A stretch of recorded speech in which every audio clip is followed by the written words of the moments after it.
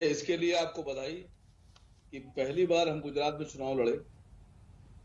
और जो लोग हमको ये कहते थे उत्तर प्रदेश में कई पार्टियां हैं, बंगाल में हैं, बिहार में कई पार्टियां हैं, जो हमको कहती थी कि हम हैदराबाद से बाहर नहीं निकलते हैं, आज हमने उन सबको पीछे छोड़ दिया। Wait a minute. Who are you? क्योंकि आपके मुंह से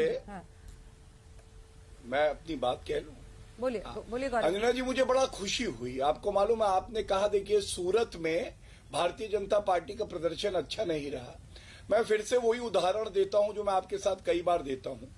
भारतीय जनता पार्टी उस छात्र की तरह है, नरेंद्र मोदी जी के नेतृत्व में, अमित शाह जी के नेतृत्व में 100 में से 100 अंक हर बार लाती।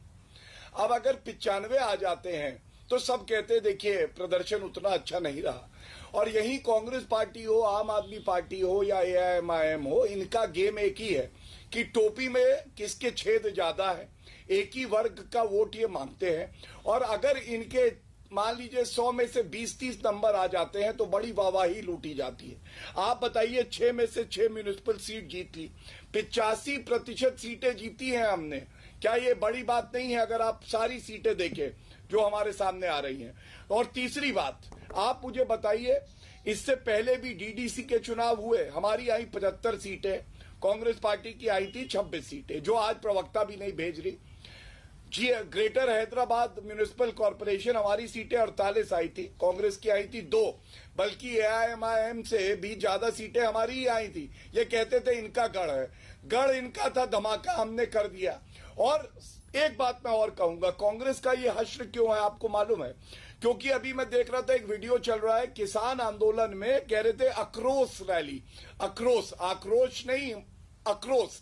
और वहां पे लैला ओ लैला मैं तेरी लैला, ये गाने चल रहे थे। अब बताइए, कांग्रेस पार्टी का चरित्र अगर लैला ओ लैला हो गया है किसान की आक्रोश पार्टी में, तो क्या होगा? यही होगा। जनता कह रही है हमारी भावनाओं से छेड़छाड़ मत करिए, हमारा भविष्य उज्जवल रहने दीजिए। आपने कहा कि टाइमिंग क्या है? अभी अब मेरे को लगता है 2 हफ्ते पहले ही ममता जी ने, आदरणीय ममता जी ने एक बहुत महत्वपूर्ण भाषण दिया था, बड़ा फेमस हुआ था। एक संगीत उन्होंने सुनाया था, राम्बा राम्बा कंबा खम्बा बम्बा बम्बा, और उसके बाद उन्होंने कहा था दुईटो काला कागा, कालो कागा अच्छे। और उन कालो कागा मतलब उन्होंने अमित जी को और मोदी जी को काला कौआ कहा था, और कहा था कि जांच करा लो, अगर किसी प्रकार से इसमें कोई दिक्कत है तो जांच करा लो। अरे सारे लोग जांच करा लो करा लो करा लो, वो बोल रही राम्बा राम्बा खम्बा खम्बा बम्बा बम्बा, जांच कराओ, दुईटो काला कागा। अभी अभिषेक जी बोल रहे थे मुझे फांसी पे चढ़ाओ, जल्दी जांच कराओ। अभी कांग्रेस कह रही है 110% जांच होना चाहिए। फिर यहां पर हम क्यों लड़ रहे हैं? खत्म। पवन खेड़ा जी स्वयं राजस्थान से आते हैं, उन्होंने राजस्थान के स्थानीय निकाय के चुनाव तो याद रहे। इस राजस्थान के ग्राम पंचायत चुनावों में क्या हुआ? गांव में किसान रहता है ना, वहां तो भाजपा जीती। और जाड़ा शुरू हुआ था, जब से किसान आंदोलन चल रहा था, तब से हम सुनते रहे दिल्ली हाईवे, जयपुर हाईवे जाम होगा, जयपुर दिल्ली हाईवे जाम करेंगे। जाड़ा खत्म होने को आ गया, जाम तो कहीं दिखाई नहीं पड़ा। अब बताइए, कांग्रेस पार्टी कहते इनके ज्ञान के ऊपर कोई प्रश्न ना उठाएं। इन्होंने 2 हफ्ते में 2 करोड़ किसानों के साइन करके राष्ट्रपति को दिए थे कि 2 करोड़ किसानों ने सिग्नेचर किए हैं। और जिस दिन चक्का जाम था, जिसको इनका पुरजोर समर्थन था, ये 2 लाख लोग सड़क पे नहीं उतार पाए। 3 राज्यों में 3 घंटे के लिए चक्का जाम नहीं कर पाए।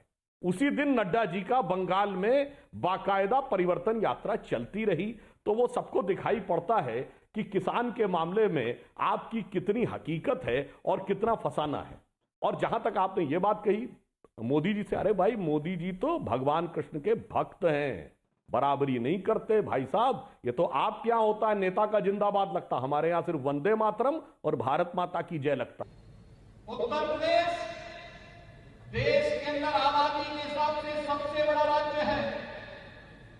24 करोड़ की आबादी उत्तर प्रदेश में निवास करती है।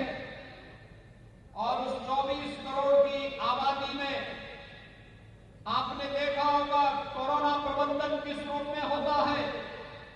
उत्तर प्रदेश के अंदर आज के दिन पर 2000 से भी कम एक्टिव केस कोविड के उत्तर प्रदेश के अंदर बचे हैं। कोविड के नियंत्रण के लिए बहुत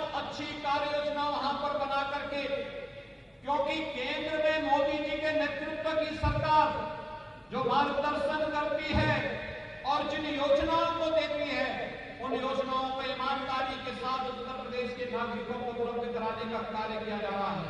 और इसलिए बेहतर कोविड प्रबंधन के लिए WHO ने भी उत्तर प्रदेश सरकार की सराहना की है। आखिर कोविड नियंत्रण केरल के अंदर क्यों नहीं होता है? केरल की सरकार, यहाँ के मुख्यमंत्री और यहाँ की सरकार तो पहले उत्तर प्रदेश के हेल्थ इंफ्रास्ट्रक्चर पर हंसती थी, लेकिन आज दुनिया कोविड प्रबंधन में फेल होने के लिए केरल की सरकार पर हंस रही है। केरल की सरकार को केरल की जनता के सामने इसका जवाब देना चाहिए।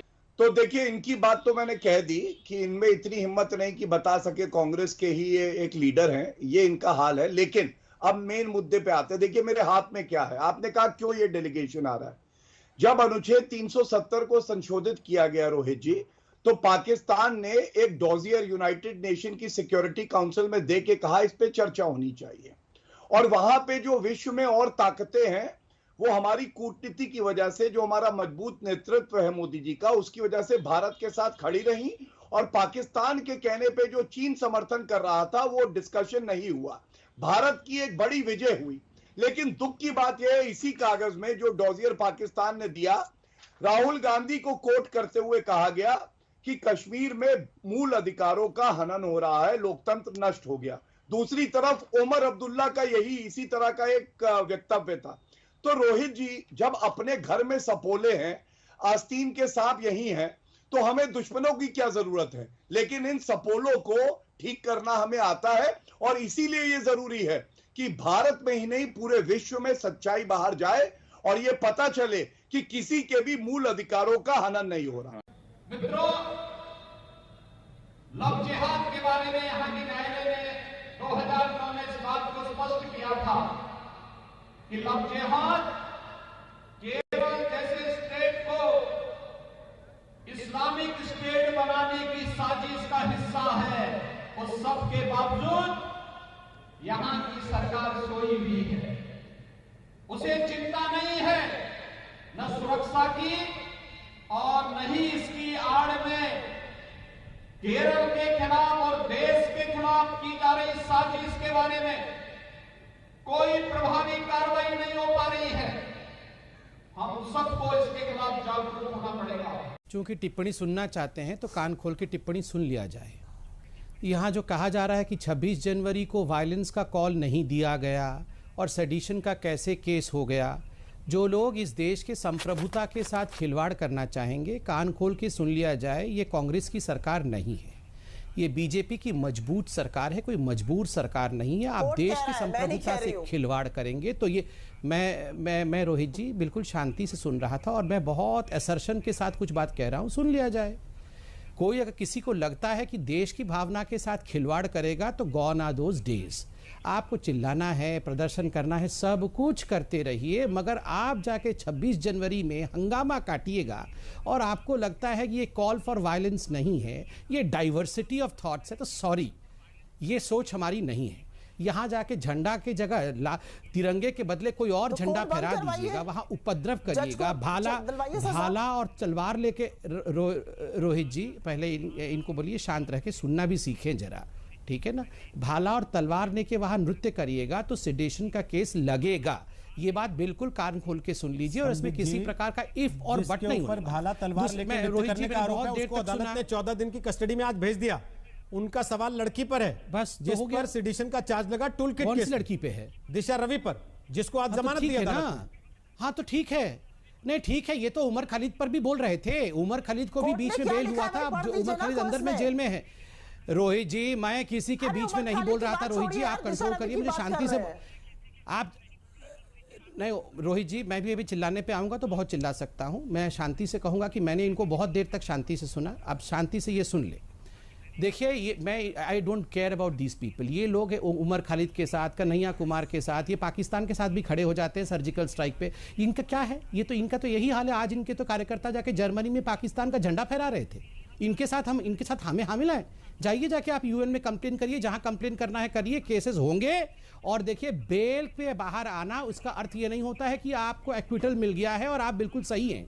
भैया केस चलेगा, जैसे उमर खलीद भी जेल के अंदर गया था, ये तो उमर खलीद के साथ खड़े थे जाके राहुल गांधी, भारत तेरे टुकड़े होंगे इंशाअल्लाह इंशाअल्लाह वालों के साथ खड़े थे जाकर। क्या वो खड़े रहने दीजिए, ये टुकड़े करने वाले हैं और हम टुकड़े नहीं होने देने वाले हैं। कान खोल के सुन लिए जाए, ये जो लोग चाहते हैं देश के टुकड़े हो नहीं होने देंगे बस।